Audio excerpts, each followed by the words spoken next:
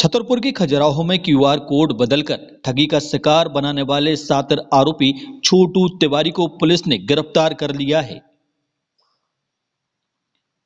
आरोपी छोटू तिवारी को यूपी के गुरसराय जिले के आमली से पकड़ा गया है। ठगी के इस मामले में दो आरोपी अब भी फरार हैं।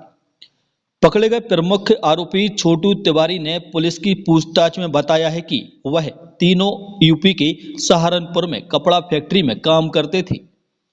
वहां से लौटते समय इन तीनों को क्यूआर कोड से ठगी करने का आइडिया आया तो उसने अपने नाम के क्यूआर कोड के स्कैनर बनवाए और खजुराहो की 10 दुकानों और पेट्रोल पंप पर लगा दिए। लेकिन उन्हें क्या पता था कि इसी क्यूआर कोड से वह सलाखों के पीछे पहुंच जाएंगे। सीसीटीवी के आधार पर तीनों आरोपियों की पहचान होने पर अब पुलिस बैंक डिटेल निकलवाकर ठगी के इस तरीके से इन तीनों ने कितने दुकानदारों को चूना लगाया है यह पता लगाया जाएगा। खजुराहो थाना क्षेत्र अंतर्गत एक शिकायत आई थी कि क्यूआर कोड कुछ स्थानों पर बदला गया है। उस बात को गंभीरता से लेते हुए थाने पे एफआईआर पंजीबद्ध की और जब विस्तार से जांच की तो पता चला कि 3 लोग ऐसे हैं आरोपी जिन्होंने जो खजुराहो क्षेत्र में आए और उन्होंने कुछ स्थान पर अपना क्यूआर कोड लगाया ताकि जब पैसा ट्रांसफ़र हो तो उनके अकाउंट में आ जाए और इस प्रकार से धोखाधड़ी की उन्होंने। जब हमारी टीम को पता चला और उसको ट्रेस किया तो इन तीनों आरोपियों को ज्ञात किया गया और उसमें से एक जो मुख्य आरोपी है छोटू तिवारी, उसको गुरसराय का जो रहने वाला था उसको गिरफ्तार किया गया। उसके जो 2 अन्य साथीदार हैं जो कि झांसी ज़िले के ही रहने वाले हैं उनको भी अभी ढूंढा जा रहा है और उम्मीद है जल्दी उनको भी गिरफ्तार किया जाएगा। इसमें इन्होंने ये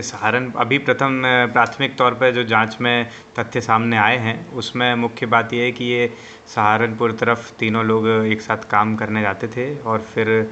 पैसे की इनको कमी थी और जब ये झांसी लौट रहे थे तो इनके दिमाग में आया कि इस प्रकार से यदि अपने फ़ोन पे के क्यूआर कोड बनाए जाएं और उनको अलग अलग जगह चस्पा किया जाए तो पैसे कमाए जा सकते हैं और इसी आधार से इन्होंने ये ठगी अथवा धोखाधड़ी का रास्ता अपनाया और कई चाट वाले अथवा मेडिकल स्टोर ऐसे स्थानों पर इन्होंने लगभग 10 से 12 जगह अभी जो संज्ञान में आया है वहाँ पर इस प्रकार के प्रिंट आउट चस्पा किए और इस प्रकार से धोखाधड़ी करने की साजिश रची। इनके बैंक अकाउंट में कितना पैसा आया है उसको आज बैंक स्टेटमेंट्स तलाशे जा रहे हैं और उस आधार पर विस्तार से जांच की जाएगी और पूर्व में भी इन्होंने यदि कहीं पर इस प्रकार की घटना को अंजाम दिया है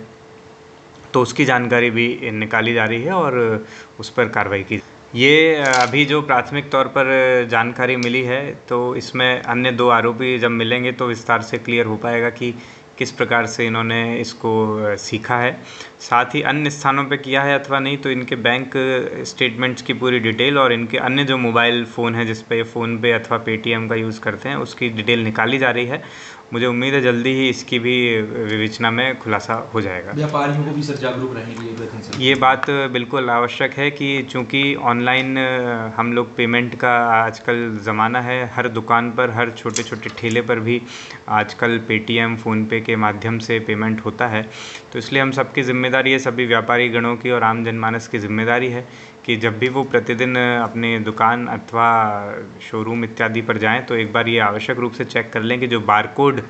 जिसका वो इस्तेमाल कर रहे हैं क्या वो सही है अथवा उसके साथ कोई छेड़छाड़ की गई है, क्योंकि बारकोड के कारण ही सब पूरा पेमेंट का इसमें ट्रांजैक्शन होता है। तो इसलिए बारकोड सही होना बहुत आवश्यक है। तो मैं सभी से कहना चाहूँगा, ख़ास तौर से जो हमारे ऐसे भाईगण हैं जो ठेले लगाते हैं, अलग अलग जगह जा कर के कार्य करते हैं, वो निश्चित ही प्रतिदिन अपने क्यूआर कोड को चेक कर लें ताकि कोई इस प्रकार की ठगी अथवा धोखाधड़ी ना हो पाए।